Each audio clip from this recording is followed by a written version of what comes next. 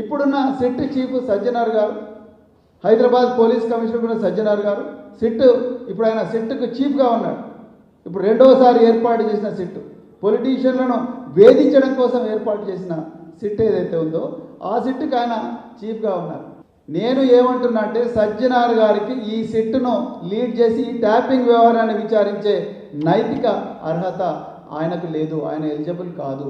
ఎందుకు? ఇదే సజ్జనార్ గారు 2015లో ఇదే ప్రస్తుత ముఖ్యమంత్రి రేవంత్ రెడ్డి గారు టీడీపీ ఎమ్మెల్యేగా ఉన్నారు.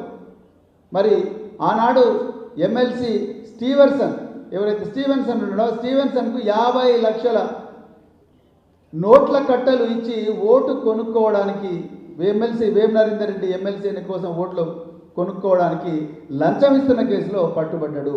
ఆనాడు డిఐజీ ఎస్ఐబిగా సజ్జనార్ గారు ఉన్నారు. ఇంటెలిజెన్స్ చీఫ్గా ఇప్పుడున్న డీజీపీ శివధర్ రెడ్డి గారు ఉన్నారు. వాళ్ళకి తెలియదా ఇవన్నీ ఎట్లా జరుగుతాయో?